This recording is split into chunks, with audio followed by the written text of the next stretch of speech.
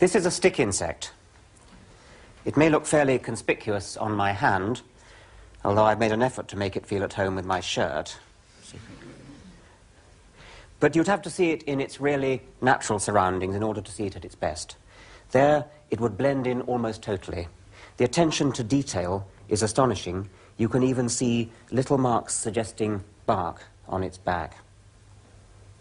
You could almost say that it fits its environment like a key fits a lock. And I've got something else under my hat.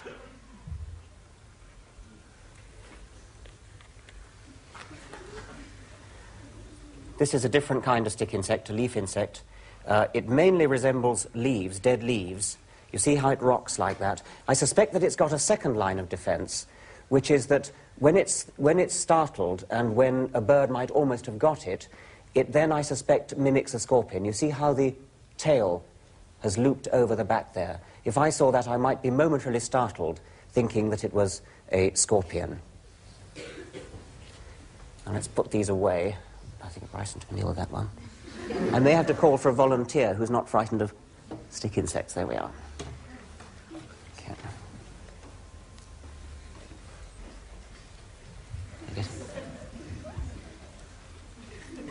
Thank you very much.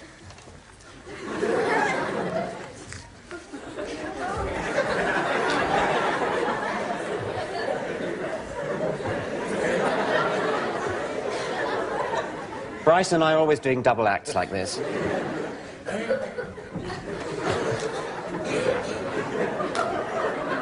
Right, on with the... Whoops.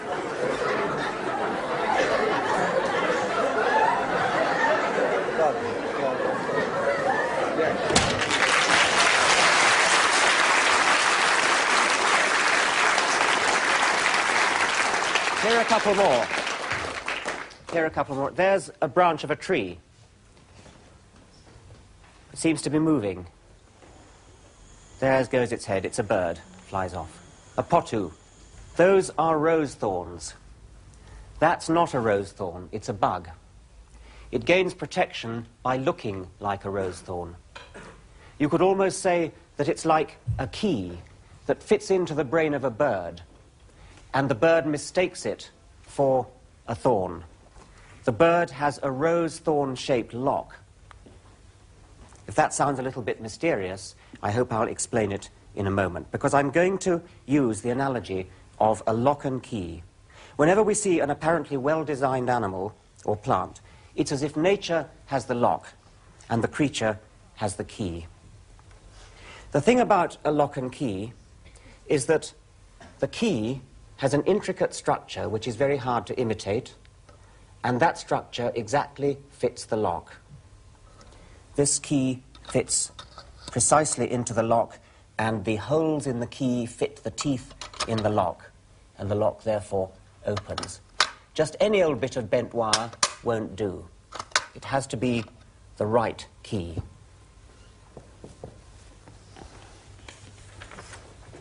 The principle of the lock and key is that there's something intrinsically improbable in the shape of the key. You need that key to open the lock. In the case of an ordinary lock that you open with a key, it's not easy to measure how improbable the key is.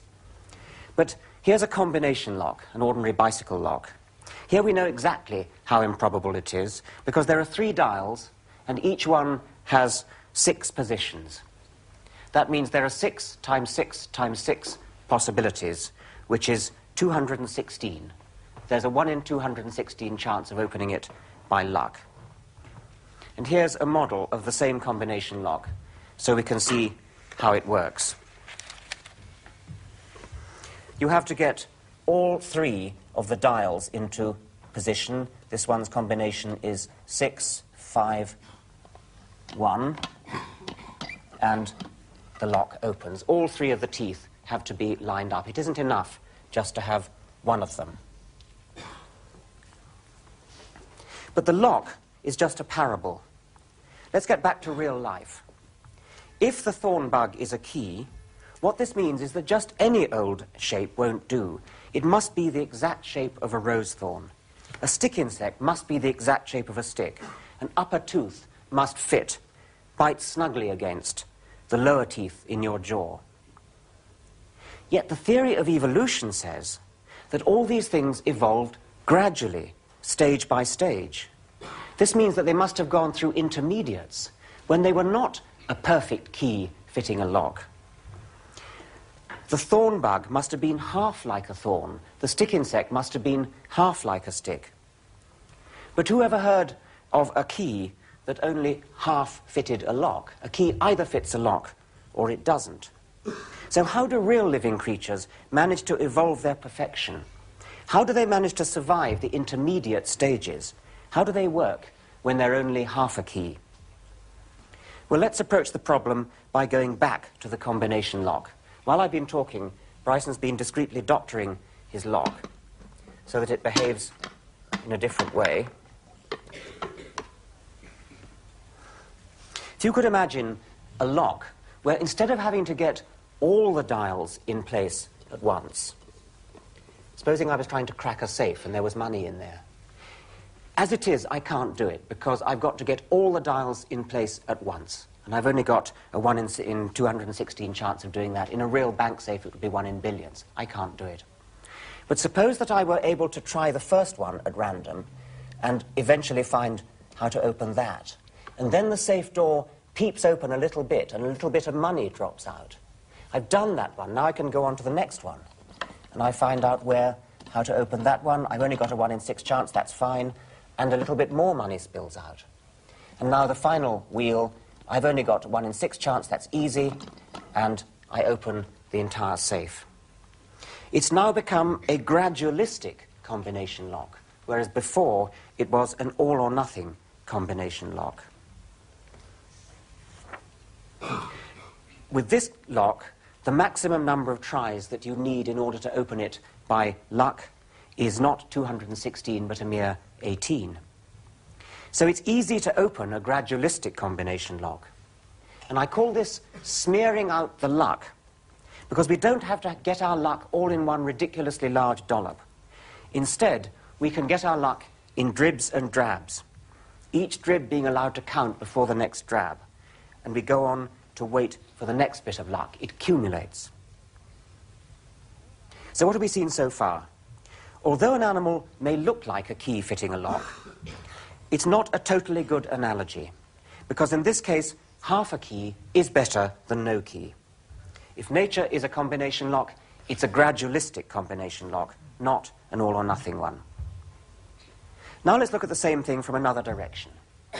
It's been said that a monkey, typing at random on a typewriter, could eventually write the complete works of Shakespeare.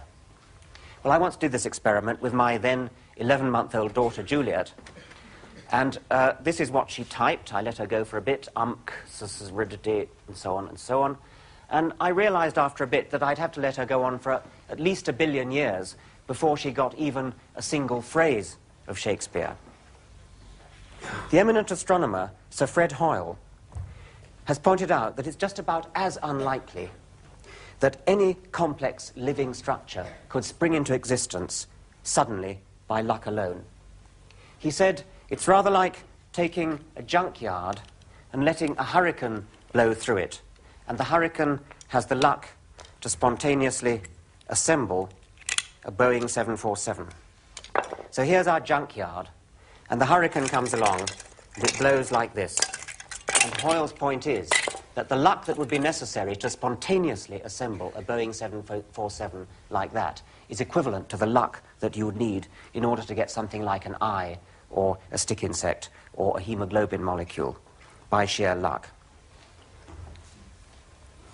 Well, my reason for mentioning Hoyle's 747 is that I'm going to take his name in vain in the next demonstration.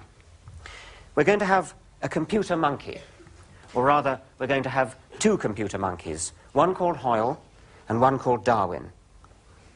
Both monkeys have the same task. Both have to type not the complete works of Shakespeare, but one phrase from As You Like It, more giddy in my desires than a monkey.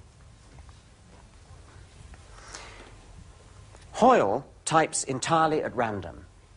After every line that he types, the computer checks to see if he has managed to hit the target line.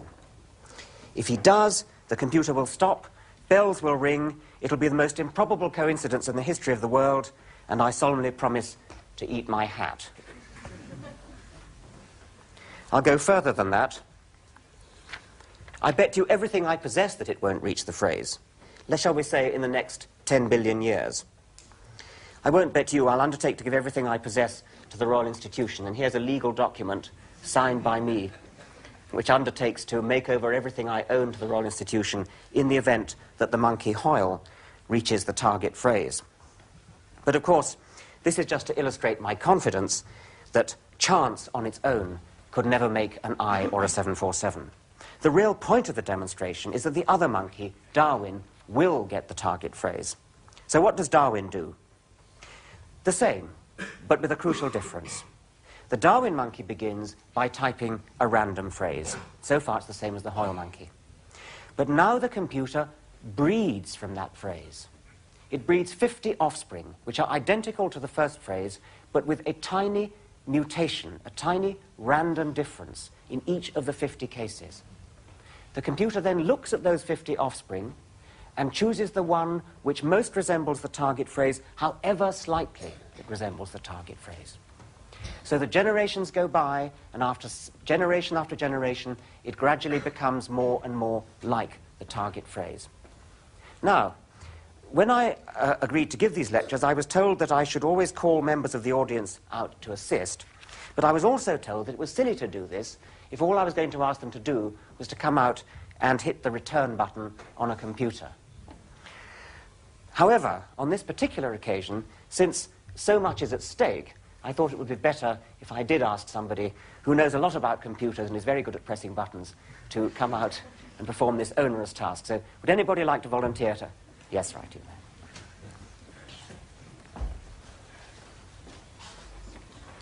Now, what's your name? Andrew. Well, you understand what's at stake, Andrew, do you? Okay. Here's the target phrase, more giddy in my desires than a monkey. There's the box where the Hoyle monkey is going to type. And there's the box where the Darwin monkey is going to type. And unless Bryson's been messing around with the program in order to deprive me of my worldly goods, that's the way it's going to be. So, are you ready? Go. Now you see the Hoyle monkey typing away entirely at random. The Darwin monkey is down here. And I think we can begin to see something appearing in the Darwin row. More if giddy in my desires than bang, and it's got there. How long did that take? Anybody time it? Not very long, I think. Anyway, thank you very much.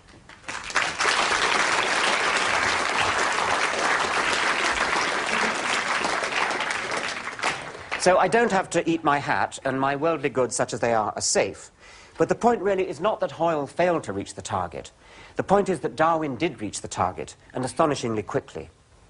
Well, there's a lot wrong with that as a demonstration of Darwinian natural selection. For one thing, it has a distant target in mind. Insects only have a mother like fires. In this particular respect, stick insects are like fires. But in the important respect that I'm talking about, stick insects do not resemble fires. Because unlike fires, stick insects have true heredity. At least some of their qualities, colour, shape, size, spininess, and so on, they actually get from their mother, and not only from their surroundings. Something travels from mother to daughter. Something in the spark that travels from mother to daughter, there is information. So what is this mysterious information that eggs contain and sparks don't? Well, it's DNA, this astounding molecule, which contains in the sequence of its bases all the information, or almost all the information, that you need to build a stick insect or a rabbit.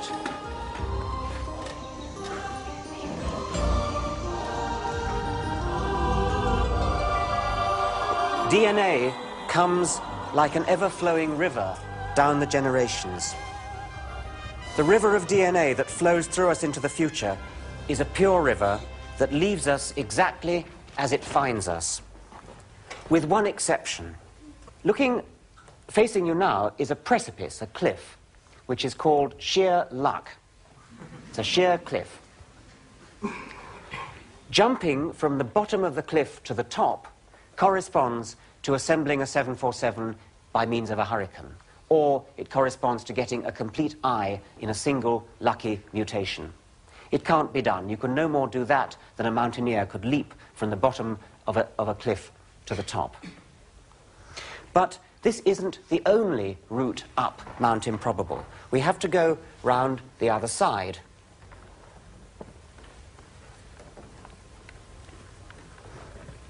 And you'll notice that round here is a gradual, sloping path, steadily inching its way up the mountain. And if you follow it round, you'll find that even though some bits of it are a little bit steep, you can get from the bottom to the top without ever having to jump up a step. It's a gradual, inch-by-inch path up. Anybody who didn't know about the ramp evolution, which is what that's called, would, if they saw an animal perched on the top, a beautifully designed animal, and only saw the cliff, they would assume that it had to be the result of a miracle. But in fact, the only way up Mount Improbable is the slow, gradual climb up the ramp evolution. You have to add all the little steps up together, and after a very large number of steps, you can climb very, very high indeed. But we're still talking in parables. How in practice do living things climb Mount Improbable? Well, of course, individuals don't climb it. It's lineages, groups of animals, species that climb it, and they do it in evolutionary time, they and their descendants and their descendants' descendants. They do it by going through an extremely large number of generations, and we do have the time for an extremely large number of generations because we have geological time at our disposal. This generation by generation accumulation works only if there is reproduction with true heredity to carry the message through. And I must explain what that means, because just plain reproduction without heredity won't do. It's not enough. It's possible to imagine reproduction without heredity. Fires, for example, have a form of reproduction without heredity. If you imagine that this is a savanna, a dry savanna with dry grass all over it, and a fire suddenly starts in one place, sparks fly up and are carried in the wind, and suddenly a spark lands there and a new fire starts. Both these fires are now flaming up and sparks are going off, and another fire starts up, which may be the daughter of this one. One starts up here, which may be the daughter of that one. These fires are propagating. These fires are having children. The sparks are causing this fire to be the parent of that one, and in the next one we can see that you can have both not mother and daughter but grandmother, grandchildren fires. Now, the fires may differ a bit. In this picture we've represented them by red, green and blue. Fires may indeed differ, but they get their qualities not from their parents and grandparents. A fire gets its qualities from its surroundings, from its environment. A fire gets its qualities from the direction of the wind where it happens to be, or from the chemistry of the soil, or from the dampness of the vegetation. Fires do not get their qualities from the spark that comes from their parent fire. Now we're going to do the same thing with a Bryson special. And I'm going to stand well back, I think. Where do I have to stand? Here? Right. We always have to have fireworks at the Royal Institution, so go ahead, Bryson, please. Right, there's the first fire. There's the parent fire. The sparks are flying up. I'd started another one there. That's the daughter fire.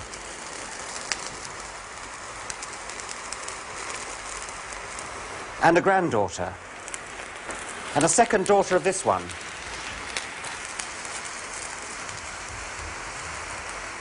But the point is that to the extent that there are any differences between these fires, they do not get their qualities from their parents. There are sparks that flow from fire to fire.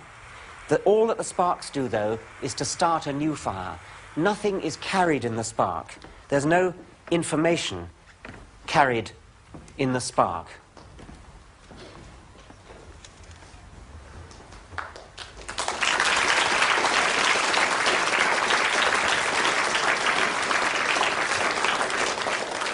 this, of course, this is where rabbits and humans and stick insects differ from fires. Don't be misled, by the way, by the fact that rabbits and humans have a mother and a father. Stick insects only have a mother like fires. In this particular respect, stick insects are like fires. But in the important respect that I'm talking about, stick insects do not resemble fires. Because unlike fires, stick insects have true heredity. At least some of their qualities, colour, shape, size, spininess, and so on, they actually get from their mother, and not only from their surroundings. Something travels from mother to daughter. Something in the spark that travels from mother to daughter, there is information. So what is this mysterious information that eggs contain and sparks don't? Well, it's DNA, this astounding molecule, which contains in the sequence of its bases all the information, or almost all the information, that you need to build a stick insect or a rabbit.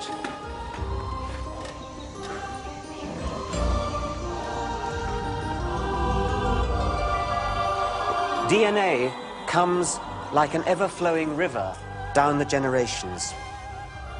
The river of DNA that flows through us into the future is a pure river that leaves us exactly as it finds us, with one exception. There are occasional, very occasional, random changes called mutations. Because of these, there is variation, genetic variation, in the population. And that opens the way for natural selection. Those varieties of DNA that just happen to be good at building ancestors, at building bodies that have good eyes, good legs, good anything else, survive. So the world automatically becomes filled with good DNA. This means good at making bodies that are themselves good at surviving. This is the Darwinian explanation for why living things are so good at doing what they do. They're good because of the accumulated wisdom of their ancestors. But it's not wisdom that they have learned. It's wisdom that they chanced upon by luck, lucky random mutations, which were subsequently selected. And in each generation, the amount of luck was very small. But because the luck has been accumulated over so many generations, we are impressed by the end product. Now, I want to apply this lesson to three particular cases, three particular problems that have given difficulty: the eye, the wing, and camouflage. And I choose them because they are famously regarded as difficult. First, the eye. Charles Darwin himself said, "To this day, the eye makes me shudder." Creationists are particularly fond of the eye because they like saying, what is the use of half an eye? An eye only works, they say, if every little detail is in place. Until you've got that, the eye won't see anything at all, so how can it possibly have evolved? And even serious scientists have sometimes queried whether there's been enough time for the evolution of the eye. Well, suppose we start with an ancestor who didn't really have an eye at all, but just a single, simple sheet of light-sensitive cells. That's represented by this screen here, and there's a television camera behind looking at the screen so that we on the screen, on the television screen, shall see what this primitive animal would see. So this animal, with hardly any eye at all, will at least be able to tell the difference between light and dark. Light and dark. Now, the next stage in evolution would be to have a shallow cup.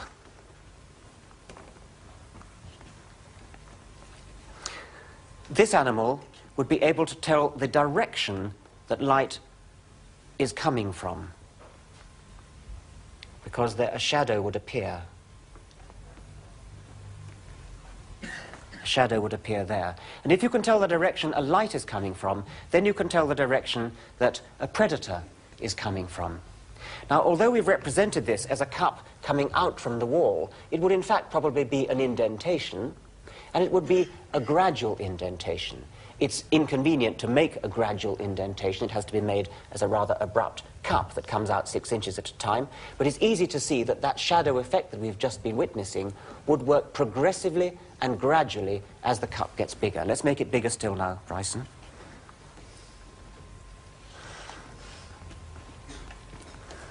And this cup is even more effective.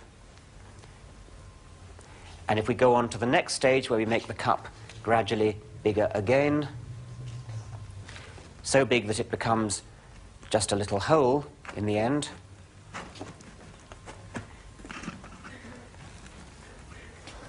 Right, now this animal has a very good idea of exactly where the light is, and by the same token exactly where, for example, a predator is. And I think with this eye we might even get a little image. See if we can get an image of Bryson's hand.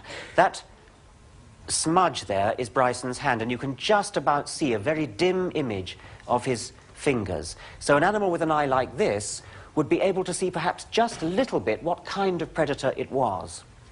Let's go to the logical conclusion, which would be a pinhole. Remember, this is all gradual change in evolution. Right, let's see if we can see your hand again, Bryson. Now I can see a rather precise picture of Bryson's hand. It's not a very bright one, but I can see every finger clearly delimited. So I could see, if I were this animal, I could see my predator in some detail.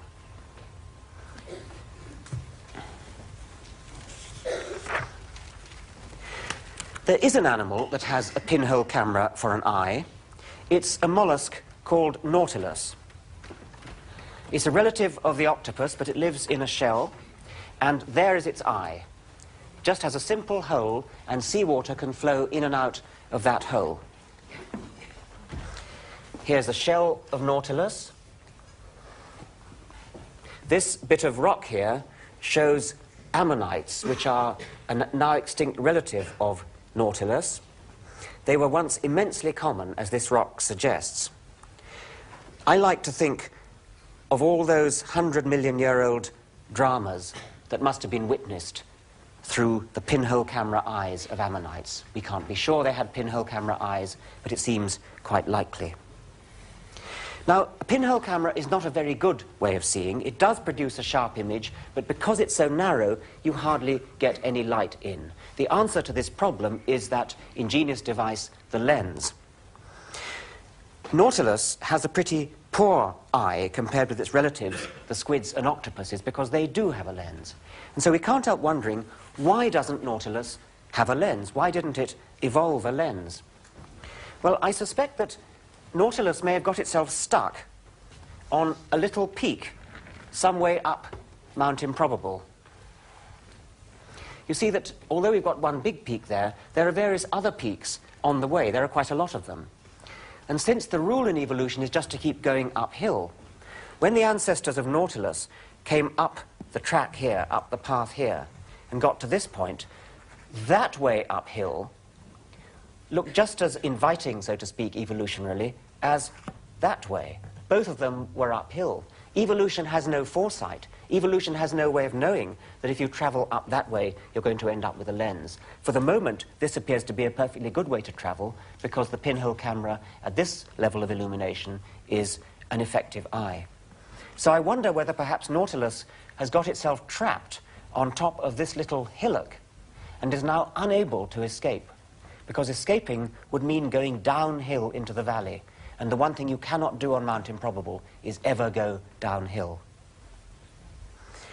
But let's imagine what the ancestors of the squid and octopus did when they got to this junction point here. They just happened to go on up this way, and they started evolving a lens, and we did at a different time in history. How might the lens have evolved? Well, let's imagine that it started with just a single transparent sheet of some transparent material. And all that this was doing, it's not a lens yet, all that it's doing is protecting the eye. In Nautilus, seawater flows right inside the eye. This animal now has some protection.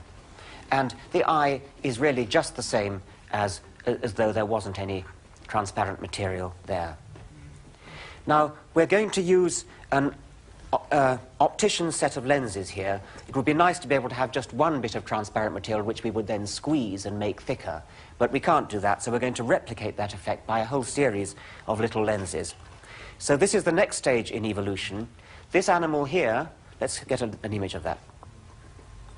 Okay, that's a rather better and above all brighter image of the hand. Let's have the next lens in.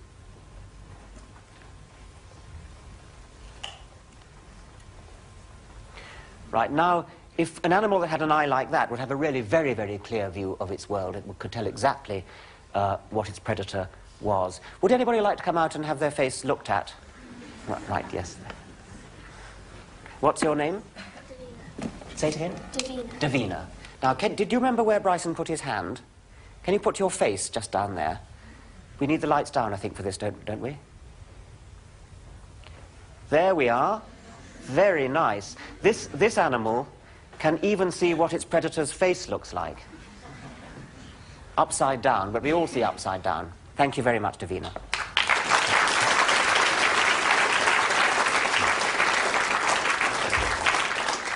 So we have a gradual pathway all the way up Mount Improbable from no eye to an eye. But has there been enough time for the evolution of the eye? Well, recently a Swedish scientist called Dan Nilsson has tried to answer that question. He did pretty much the same as we've just been doing here, but he did it with a computer. So instead of growing up in big steps, as we had to do with our wooden model, he was able to do it in very small steps on his computer. In fact, very small steps indeed, deliberately. He assumed that each step, which means each mutation, caused only a 1% change in the size of something, like, say, the steepness of a cup. He also devised a way of measuring the efficiency of an eye. He did this by telling the computer to measure various things about the eye that it had just drawn itself. And then the computer worked out, using the rules of physics, how good an image that eye would be capable of producing. And the question was, with those rules built into it, would there be a smooth gradient of improvement, starting out with a flat retina and ending with a proper eye like ours? And you've guessed it, the answer is yes. This was Nielsen's starting point, with just a flat retina under a flat transparent layer. And now let's just run the simulation of... These are the successive stages that Nielsen got, and they're pretty similar to the successive stages that Bryson got with his model. So far we haven't learned anything that we didn't already know. There is a smooth progression up Mount Improbable for the eye.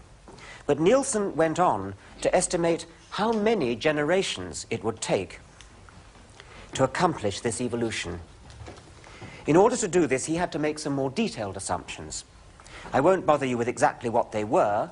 All you need know is that they were quantities which geneticists out in the field can measure and have measured. And Nielsen put into his computer model values of these quantities that were conservative. Conservative means that he was erring on the side of deliberately biasing his calculation to make it slow, to give it an estimate on the slow side of evolution. Make evolution come out slower than it might otherwise have done. But in spite of this, in spite of his being conservative, and in spite of assuming that each mutation could only cause a 1% change, which is another conservative assumption, Nielsen found that the evolution of the eye, we've just seen, would take a surprisingly short time. It would take about 250,000 generations. Well, that might sound like quite a lot of generations, but we have a rather warped perspective, because after all, each one of us is only good for one generation. But our human perspective is not the one that matters. The one that matters is the geological timescale. And on the geological timescale, 250,000 generations is next to nothing. Probably only about 250,000 years, since the animals we're talking about would probably have had a generation time of about a year. And 250,000 years is really too short for geologists to even measure. It's like trying to count seconds using the hour hand of your watch. So there really was no need for Darwin to shudder. Half an eye is better than no eye. Half an eye is better than 49% of an eye. 1% of an eye is better than no eye at all. And far from there not being enough time for the evolution of the eye is so quick and easy that it must have happened many, many times over. Eyes can evolve at the drop of a hat. And in fact, if we look around the animal kingdom, there are lots of different kinds of eyes dotted around, and each of them is different. Many of them work on completely different principles, and they have evolved quite independently of each other, many times over. This is the shell of a scallop, a kind of shellfish. These things are not pearls, they're eyes. But they're a very different kind of eye from anything we've seen and anything that we normally think about. Those eyes are reflector eyes. They have mirrors instead of lenses. Each one of these is a little curved mirror which works like the Jodrell Bank telescope and forms an image in the way that a reflecting telescope does, not in the way that our eyes do. This is a compound eye of an insect. Each one of these little facets is one little eye, and the whole assembly together is interpreted by the brain to make one big image. Next eye, next one. These headlights belong to a spider. Once again, this is entirely independent evolution of the eye. It's nothing to do with the other eyes that we've seen. And next, and finally the eye of a squid. This is the skin of a squid. There's its eye. The squid has a very excellent eye, very like ours, with a proper lens, proper camera principle. But you can tell by looking at the details of it, especially how it develops, that it evolved entirely independently of ours. The same principle was hit on entirely independently of ours. Once again, remember that each step is a small piece of random luck. As such, each step is not particularly impressive. In fact, it had better not be impressive, because if it was, it would be a miracle, and we'd no longer have a true explanation. The whole point of evolution is that it gets us up Mount Improbable without miracles. Now I want to welcome two magnificent pinnacles of evolution on different peaks of Mount Improbable. This is an imperial eagle, and this is an eagle owl.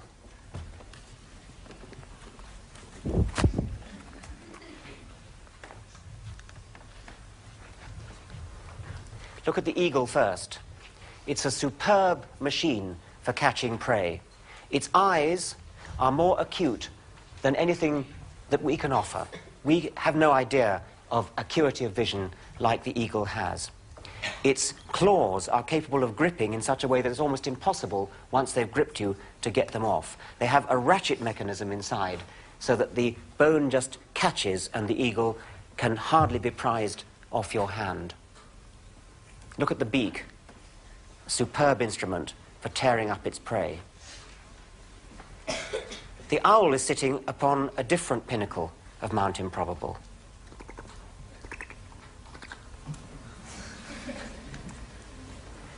It has good eyes, but they're used in very dim light, and it relies more upon its ears. It has asymmetrical ears, which enable it to localize its prey with pinpoint accuracy in total and complete darkness. Its wings are very different from the eagle's wings, and they're shaped so that they make it fly very quietly at night. It's a stealth fighter. Both these birds, in addition to having beautiful eyes and ears, have superb wings, which brings us into our next topic. Could we see some wings, do you think? Is it possible to? Look at those wings.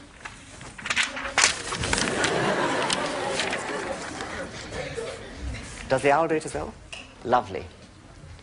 Beautiful. Thank you very, very much indeed.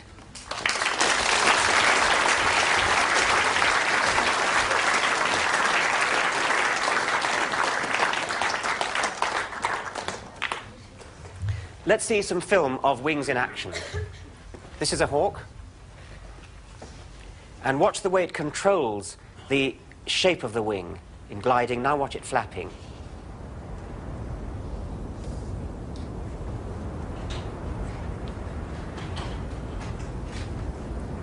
Not entirely surprisingly, creationists are also very fond of wings. And they, once again, make a similar point about what's the good of half a wing, what's the good of three-quarters of a wing. How could something like those wings have evolved from the silly little wing stubs that must have been there at the beginning of the evolution of wings? Well, let's tackle this with another little Bryson special. These are not exactly flying creatures. They live up trees, and they have wings to show they're creatures. They also have little eyes to show that they're creatures. They live up trees, and if they were to fall from the trees, they would have been at risk of breaking their necks. Thank you. Both of them, in this case, from this low height, one with a little skirt and without a little skirt, survive the breakage. At this depth, you don't need a little wing. This is a wing stub, call it a flange or a wing stub. It's not become a wing, but we're looking at the ancestral stub that might eventually have evolved into a wing. When the height is sufficiently low, then nobody's going to break their neck. But if we raise the thing a bit, very carefully, sometimes these animals are going to find themselves leaping from higher branches. And from higher branches, it may be that these little, even pathetic little wing stubs like this might make a difference. Let's see what happens now. Right. Now, in this case, from that higher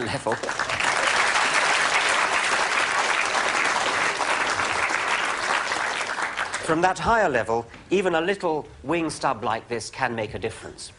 And once you've got the evolution of a wing stub this long, then natural selection may favor the wing stub getting a bit longer still, because there's going to be an even higher height that you could fall from, where the difference between a wing stub that high and between a wing stub that high might make a difference. And the point is that we have a smooth gradient all the way up higher and higher heights that you could fall from, to drive the lineage, to drive the species towards ever longer wings. Controlled gliding has in fact evolved many times over. There are many creatures that have the equivalent of half a wing. This is a snake, a tree snake, crawling along a tree. So far it looks like an ordinary snake. But now it launches itself off, a slow motion picture. The body flattens out sideways and catches the air. It's steering itself down, and it's going to land on another tree without hurting itself. This you can think of as the first step towards evolving wings. Snakes never have evolved wings, but that's one possible pathway towards evolving wings. Now here's a squirrel, a tree squirrel, so-called flying squirrel, that has flaps of skin between its arms and its legs, and it glides with them. This is a very beautifully controlled glide. It's downhill all the way. It doesn't flap, it doesn't climb. But it lands gracefully on a neighboring tree.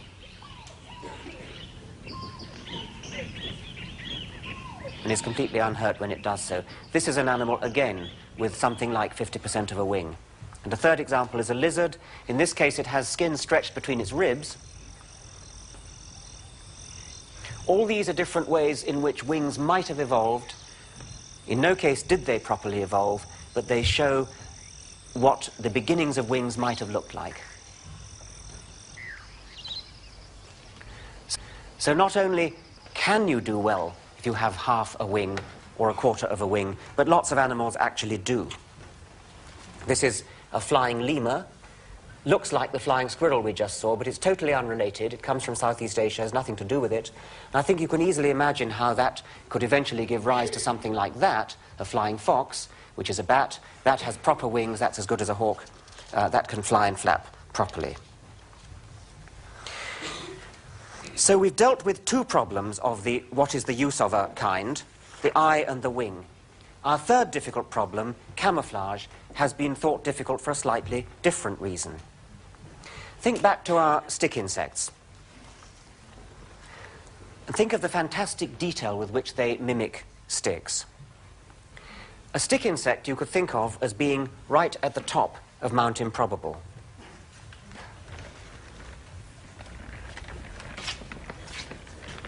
So let's put it up there, the lovely one, thank you. But that has somehow to have evolved from something at the bottom. And I'm going to put on the bottom something that doesn't look remotely like a stick, this brown bug. And somehow we have to imagine that there was a gradual progression all the way up the slope, all the way around the path here, from something like that to something like that. Now here's the problem. It's birds selecting insects that are propelling these animals up Mount Improbable, that are propelling evolution. And in order for the birds to have propelled the last 1% from 99% like a stick to 100% like a stick, the birds must have had astonishingly good vision. They must have been very clever in order to be fooled by, in order to need, rather, the precise detail of mimicry in order to fool them. But here's the problem. Those very same birds, or relatives of them, had to have been fooled down the bottom of Mount Improbable by insects that hardly look like sticks at all. Because it's the same birds propelling the insects from 1% like a stick to 2% like a stick that have to propel the insects all the way up the path, 20 to 21%, 99 to 100%. And, say, opponents of the Darwinian theory, you can't have it both ways. Either the birds are clever enough to do that job of natural selection, or they're stupid enough to do that job of natural selection, but they can't be both. Well, you might like to think to yourself about possible solutions to that riddle. One thing you might think of is that it's not the same birds, that perhaps the birds have been evolving during the same time as the insects have been evolving. But I don't like that theory for reasons I haven't time to go into. I rather prefer to think that it's the same birds, they were just as clever at all stages of evolution, had just as good eyesight, but the seeing conditions were not always as good. Here we have a woodland floor which has 16 insects on it. And from where you're sitting, you can probably see some of them. And that's really the point. The seeing conditions from a distance are such that you can only see some of them. Similarly, if I look out of the corner of my eye, I can now see one or two of them, but not all of them. I'm going to narrow down the discussion to just distance, and I'd like to call for a volunteer to help me with this. Right, thank you. What's your name? Annie. Come here, Annie, please. Where's the pointer? Thank you. Stand here. Now, tell me, how many insects can you see? Just point to one. We'd like to take the pointer and point to it. Which ones can you see? Can you see any? There? What do you think that is? Butterfly. That's a yellow butterfly, right. Probably most of you can see that yellow butterfly. And from this distance, I guess you can probably see a blue beetle, green beetle, perhaps that red one there. So if you're a bird from that distance, you can see quite a lot. But now come a bit closer, Annie. Can you see any more that you couldn't see before? What can you see? Point. A black beetle. And a green one there. Yes. And there's a cockroach. I can see a cockroach there. Now, a bird from this distance could spot the cockroach, whereas a bird from that distance could spot the yellow butterfly. Now let's come in really close. Now, can you see anything more?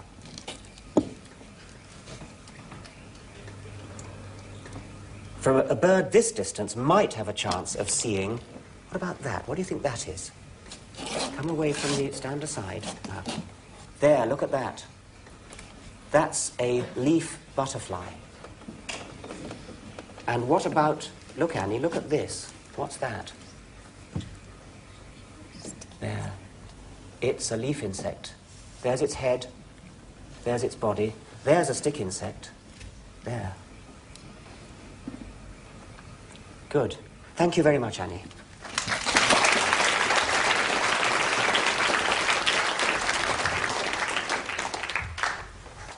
So I think we've easily disposed of all three of our alleged difficulties, the eye, the wing, and camouflage.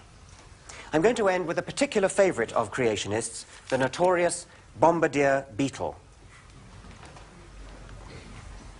This is a recent headline that appeared in the Daily Telegraph, "Beetle that may explode the ideas of Darwin."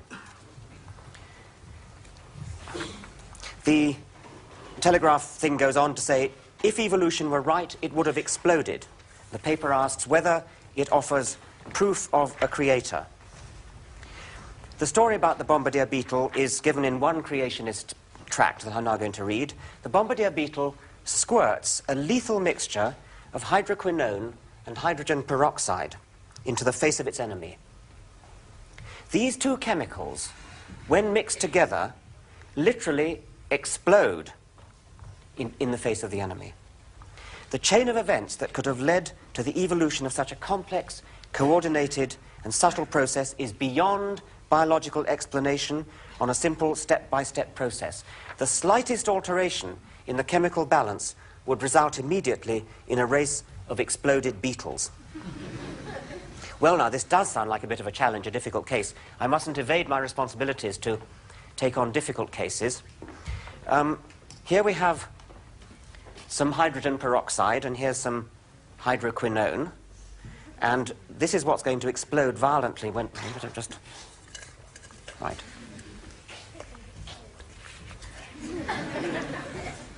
Now, anybody who wants to can leave the room.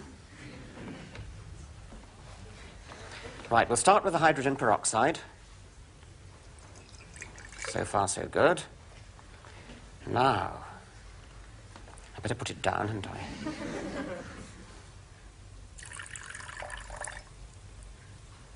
What's happened?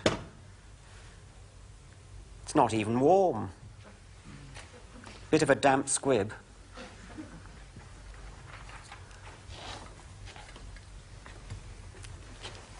There is some truth in the story. By the way, of course, I knew nothing would happen. I mean, there was never any danger. There is some truth in the story. In fact, the hydroquinone does nothing at all. We can put that on one side. The true story is that hydrogen peroxide on its own does decompose to form oxygen and water, but it needs a catalyst under normal conditions to do that. This black powder here is a catalyst. It's not the catalyst that the bombardier beetle uses. The bombardier beetle does use a catalyst, and it does, in fact, squirt this hot substance into the face of its enemy. But if you put a catalyst into a weak solution of hydrogen peroxide, then you're going to get a little bit of bubbling, and it's a little bit warm. That might have some effect on the predator. That might slightly deter a predator, and it would be not particularly dangerous to the beetle. Now we've got a smooth gradient, a bit more concentration of hydrogen peroxide, and that's distinctly warm. That would work more effectively against a predator. And by moving gradually up the slope, gradually increasing the concentration of hydrogen peroxide, we can end up with... So there is a smooth slope all the way up to the effective deterrent against a predator.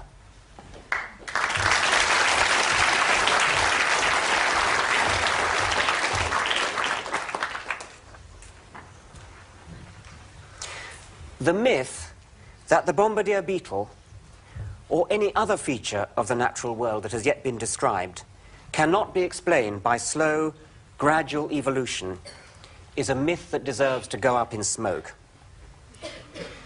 Making a complicated organ in one fell swoop is equivalent to a miracle. It's equivalent to opening a bank-safe combination lock in a single lucky spin of the dial.